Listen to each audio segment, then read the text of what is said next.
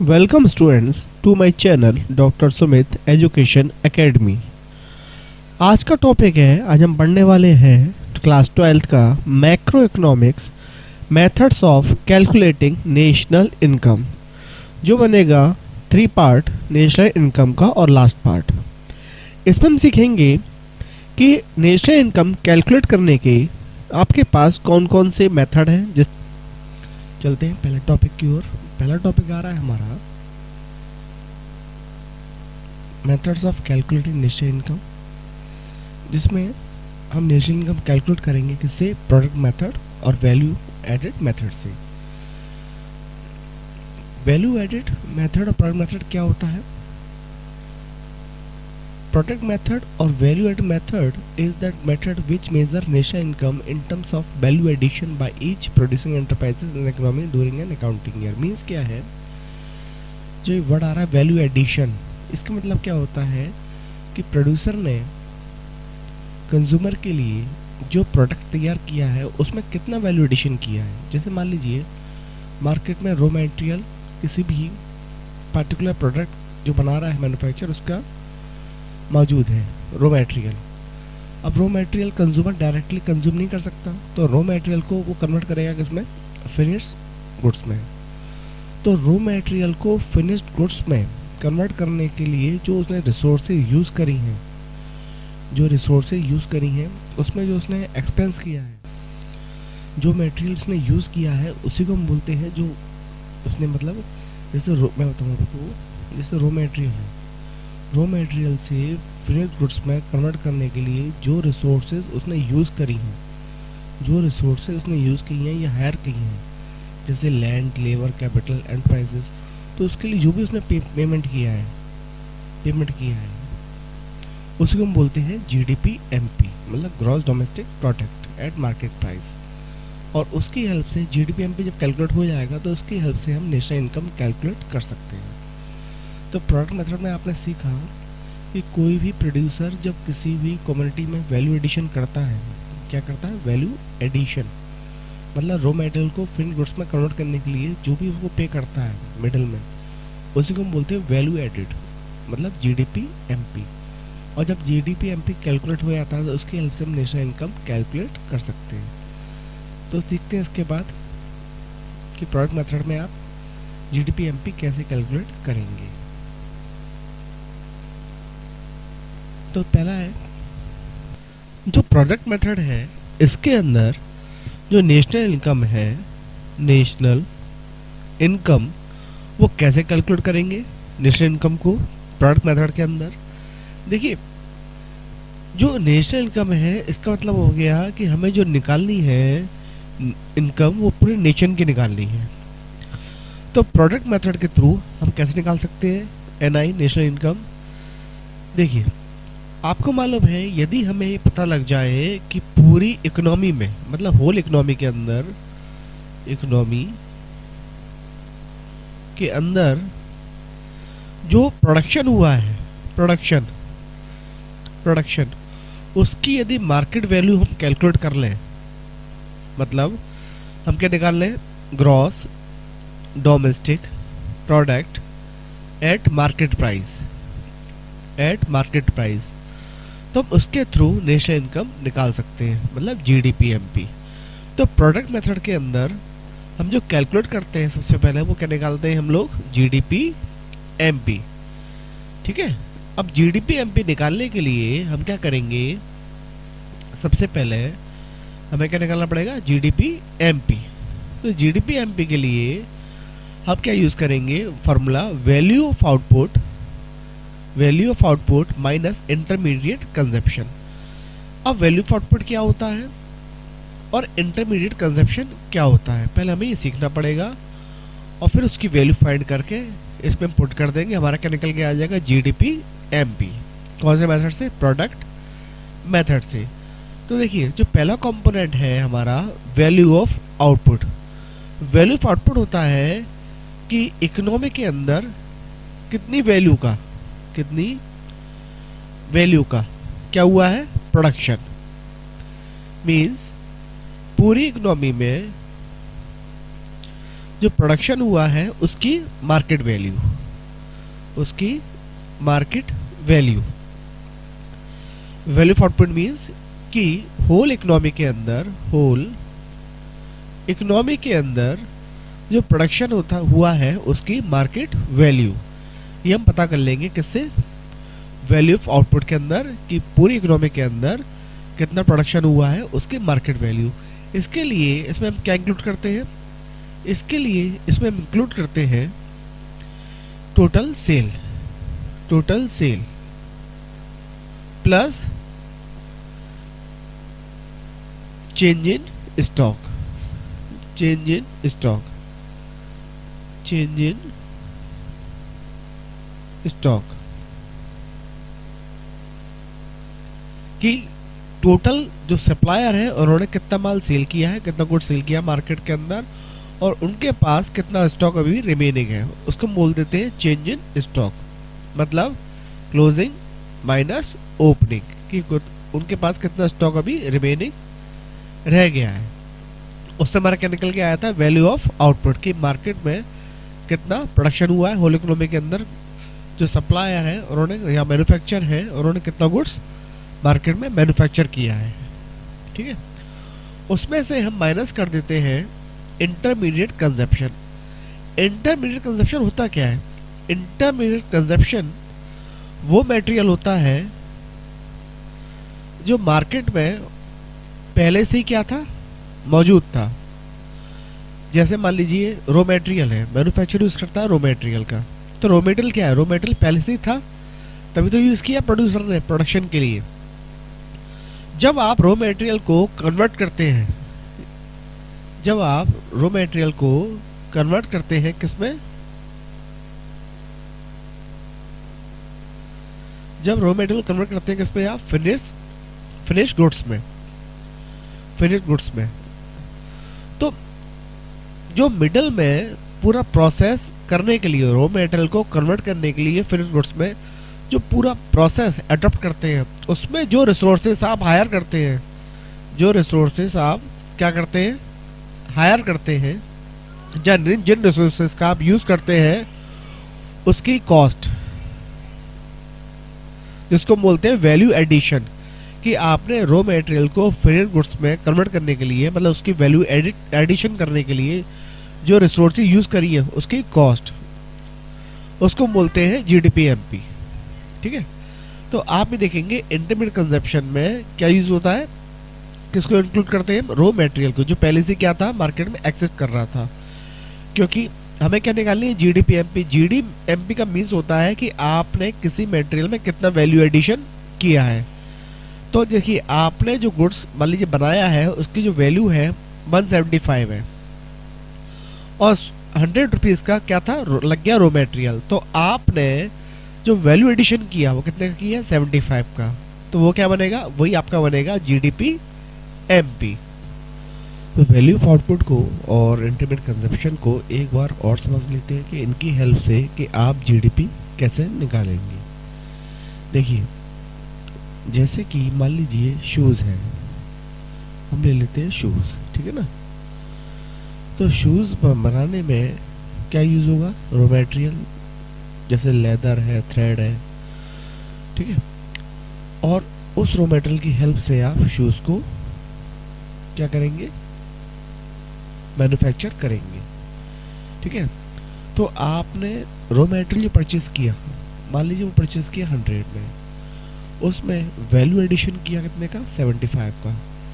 Value addition मतलब होता है कि 75 में मतलब क्या, कि आपने लेबर पे करी, कैपिटल लगाई होगी तो उस पर इंटरेस्ट पे करी, और अपना प्रॉफिट आपने ऐड किया, और मान लीजिए आपका जो लैंड वगैरह है वो रेंट पर है तो आपने रेंट पे किया। ठीक है ना, तो आपने 4 कंपोनेंट पे किए, जैसे लेबर पे की, मतलब वेजेस पे करी, इंटरेस्ट पे किया, और आपने प्रॉफिट अपना इसमें ऐड कर दिया, और रेंट। तो आपका जो टोटल वैल्यू हुई प्रोडक्ट की वो हो गई 175। जो वैल्यू ऑफ आउटपुट निकल के आएगी कितनी निकल के आएगी, 175। जिसमें इंटरमीडिएट कंजप्शन ऐसा गुड्स जो पहले से ही इकोनॉमी के अंदर मौजूद था वो था 100, तो आपका जो जीडीपी एमपी बनेगा वो कितना बनेगा 75। ठीक है, आई थिंक आपको समझ में आ गया होगा।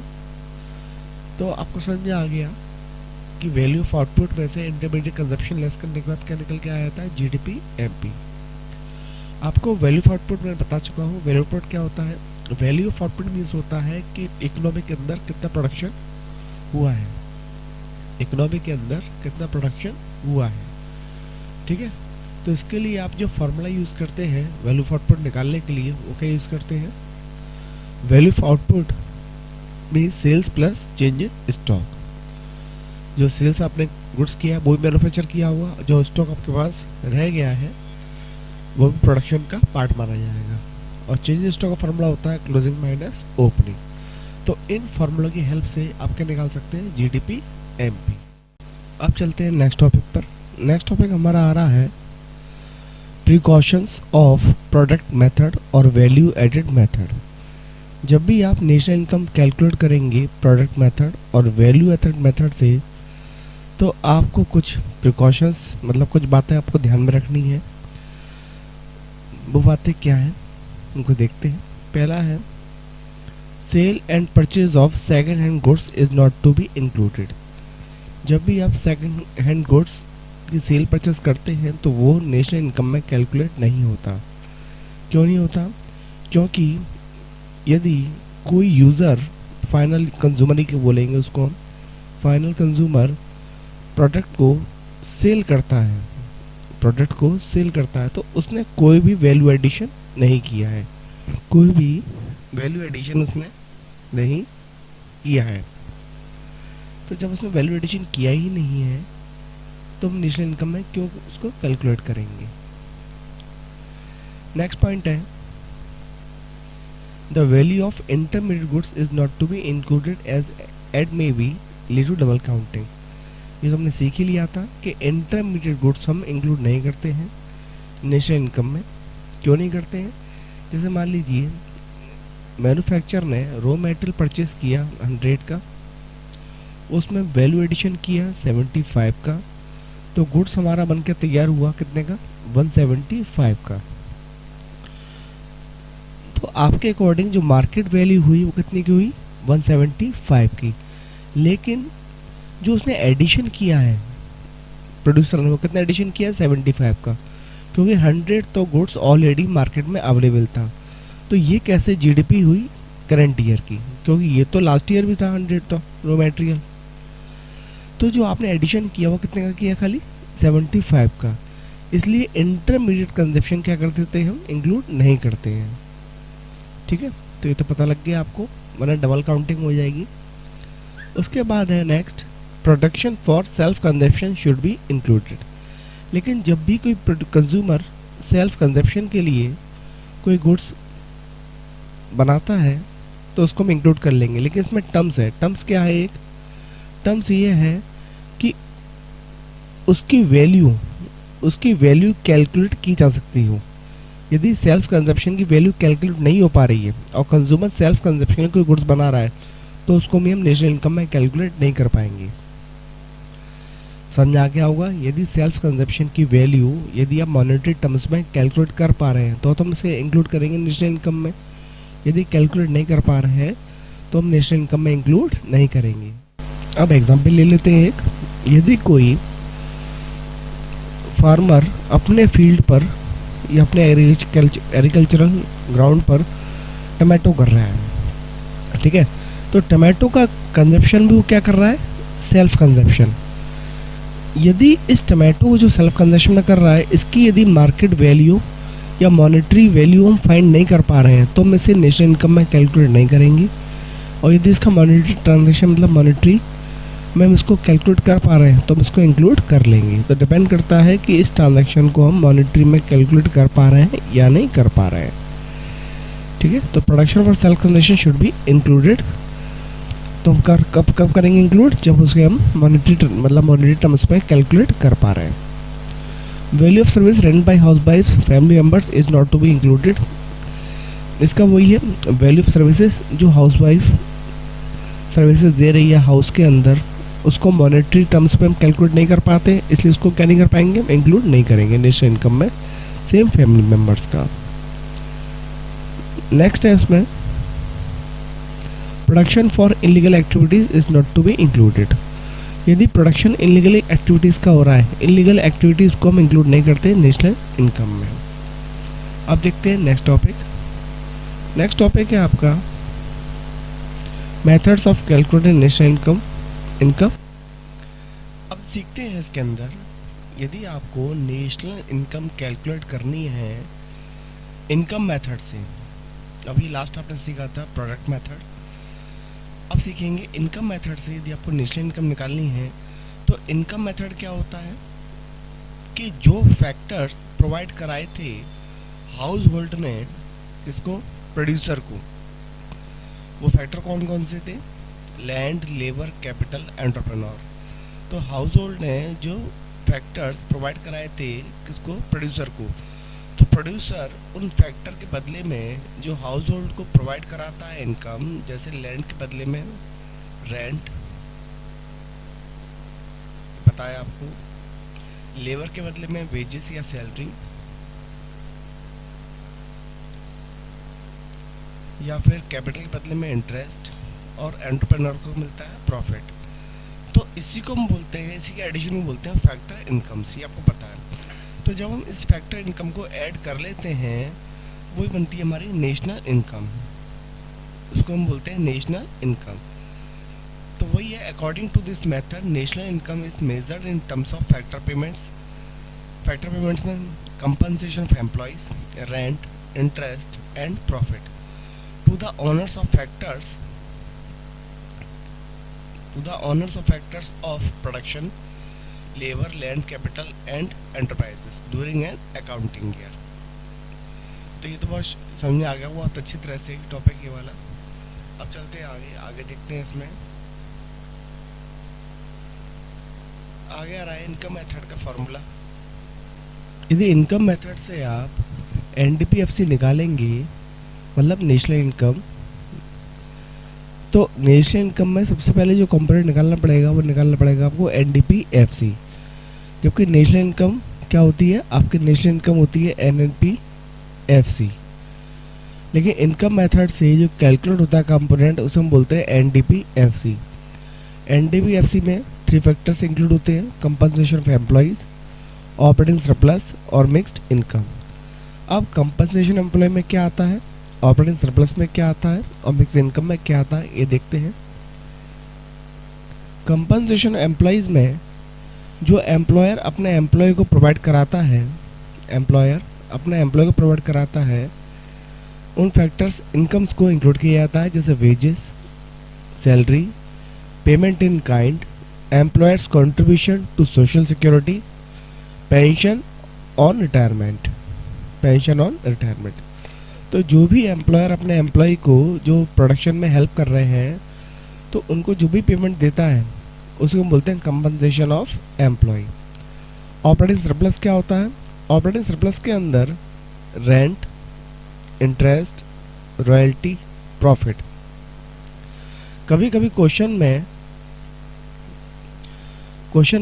प्रॉफिट आपको कैलकुलेट करना पड़ता है, तो प्रॉफिट वाले कंपोनेंट को आप कैसे कैलकुलेट करेंगे, डिविडेंड्स, कॉर्पोरेशन और कॉर्पोरेट टैक्स, प्रॉफिट टैक्स। तो इन दोनों को ऐड करके आपका प्रॉफिट कैलकुलेट हो जाएगा। एक और कंपोनेंट इसमें होता है अनडिस्ट्रीब्यूटेड प्रॉफिट, वो भी प्रॉफिट का पार्ट माना जाएगा। ठीक है। फिर लास्ट कंपोनेंट है मिक्स इनकम क्या होती है, it refers to the incomes of the self employed persons, जो उन्होंने अपना काम ओपन कर रखा है, जैसे business houses. Self employed persons using their own labour, land, capital, entrepreneurship to produce goods and services, उसको बोलते हैं मिक्स इनकम। क्लियर है। तो इस तरह से आप एनडीपीएफसी निकाल सकते हैं। अब चलते हैं नेक्स्ट टॉपिक पर। नेक्स्ट टॉपिक आ रहा है प्रिकॉशंस ऑफ इनकम मेथड। अब पढ़ते हैं प्रिकॉशंस ऑफ इनकम मेथड की। कि जब भी आप नेशनल इनकम कैलकुलेट करेंगे तो आप कौन कौन से इनकम मेथड में आइटम्स इंक्लूड नहीं करेंगे। पहला आ रहा है इसमें, transfer income should not be included. अब ये ट्रांसफ़र इनकम क्या होती है? ट्रांसफ़र इनकम होती है वन साइडेड पेमेंट, मतलब गवर्नमेंट जिसको भी ये इनकम प्रोवाइड कराती है वो कोई भी सर्विस नेशन में या कोई भी कंट्रीब्यूशन नहीं करता। जैसे कि पेंशन से जिसको पेंशन दी जाती है वो कोई भी कंट्रीब्यूशन प्रोडक्शन में नहीं करता है। स्कॉलरशिप किसी स्टूडेंट को दी जा रही है तो वो भी कोई कंट्रीब्यूशन नहीं करता जीडीपी की ग्रोथ में।